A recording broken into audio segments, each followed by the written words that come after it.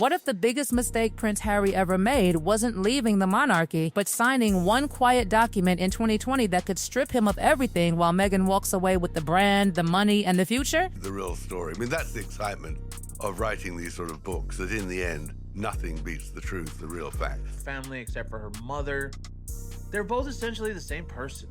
So you deserve each other on Christmas. Tom Bowers, it's called Revenge, Meghan, Harry and the War Between the Windsors.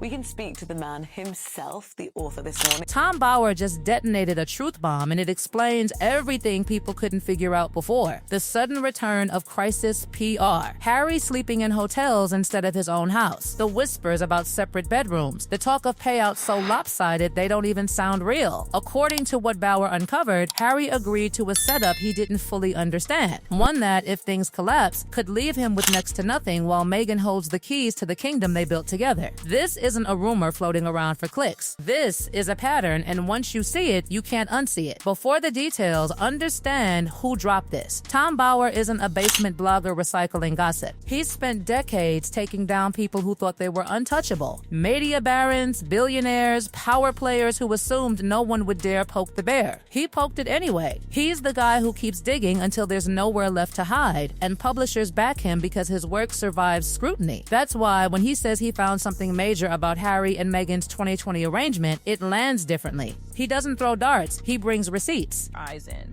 Now, if you were born in the sunny hills of California, your code is 104.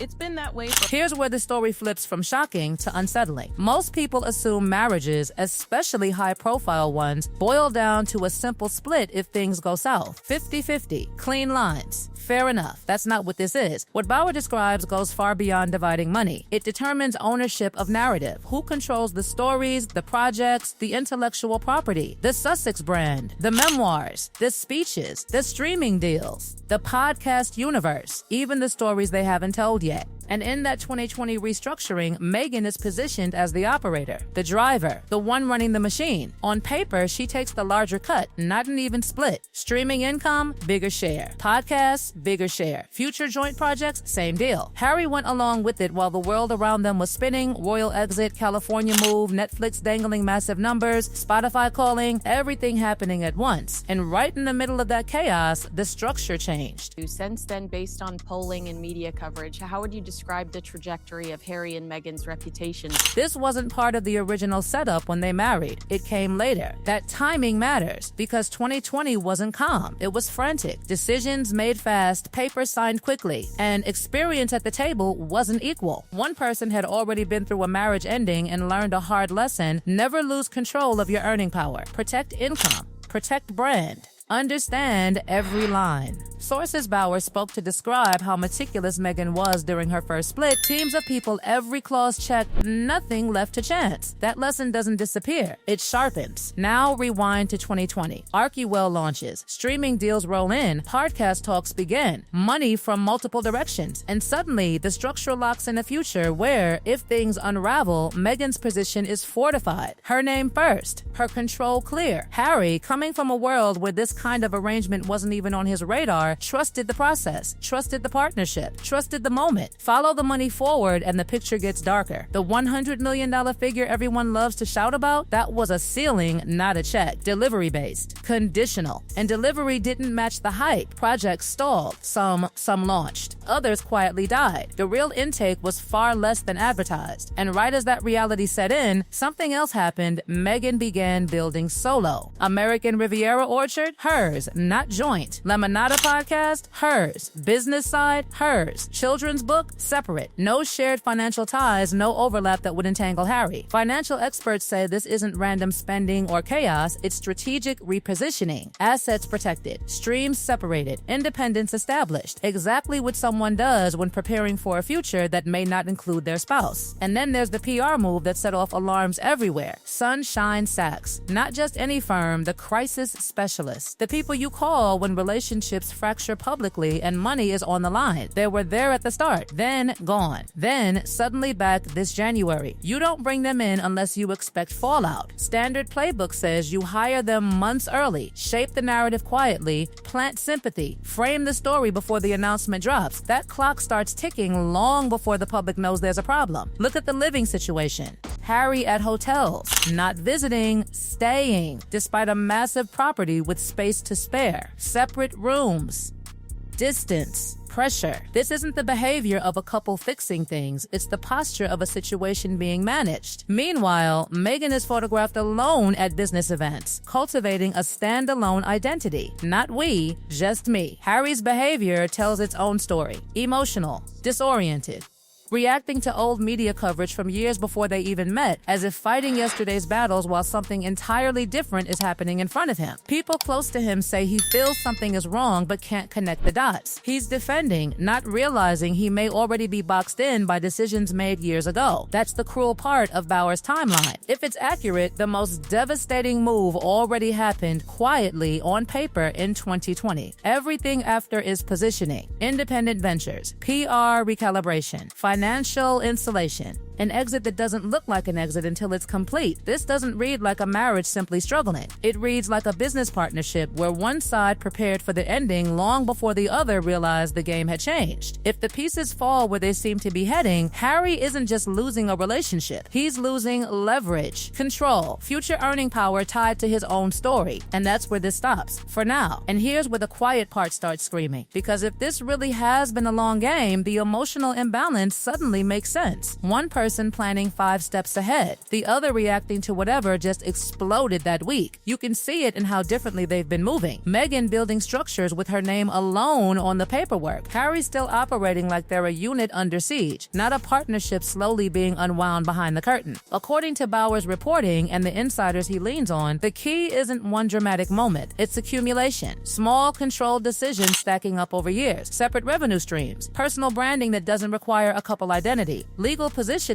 tied to intellectual property, not just bank accounts. That's next-level separation planning, the kind most people don't even realize exists until it's too late to renegotiate. And think about narrative control. That might be the most powerful asset of all. Harry's life story is one of the most valuable personal brands on the planet. Royal blood, trauma, rebellion, reinvention. But if future storytelling rights are tied into a structure where he doesn't have the final say, then the person controlling the business side controls the legacy side too. Books, documentaries, adaptations, speaking deals built around their story. If those are locked under a framework that favors Meghan's authority, Harry's own past becomes an asset he can't freely leverage. That's not just financial, that's identity. This is why the hotel stays hit differently when you look at the full pattern. It's not just marriage trouble, it's physical distance matching legal and financial distance that may already be years in the making. When couples are repairing, they tend to pull closer behind closed doors. When they're preparing for impact, they create space, emotionally, financially, physically. Then there's the shift in public tone. Meghan's recent appearances lean heavily into solo entrepreneur energy, lifestyle branding, female founder narrative, soft power influence circles. It's the image of someone whose future platform doesn't require a prince standing beside her. Meanwhile, Harry's public persona still circles the same themes: press battles, security fights, old wounds with the royal institution.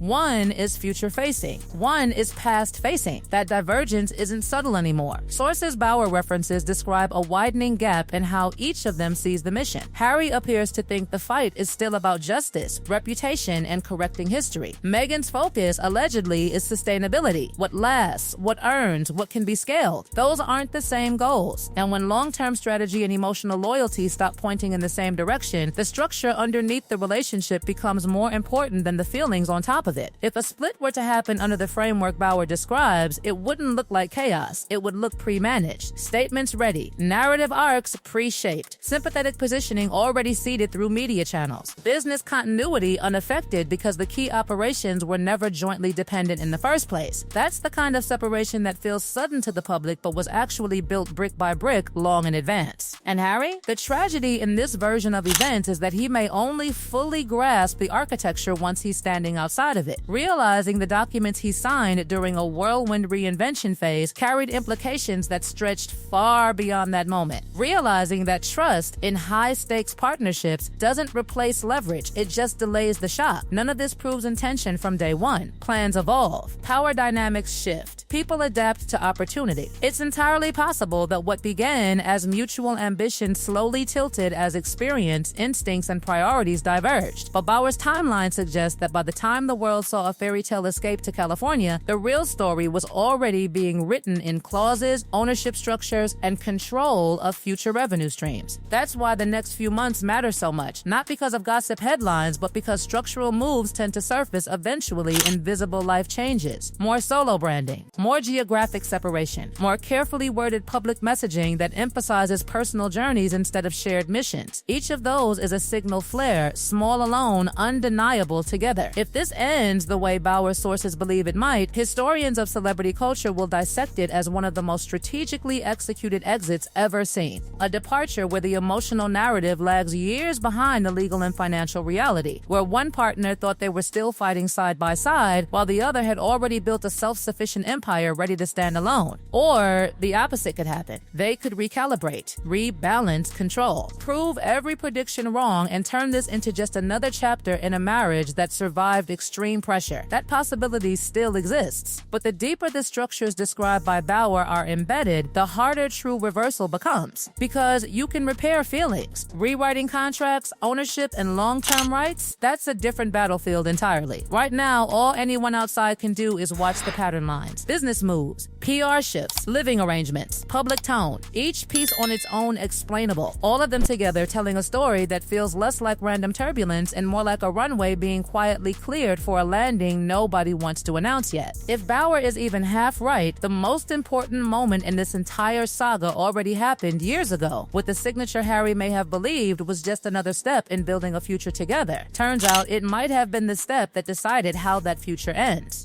How that future ends.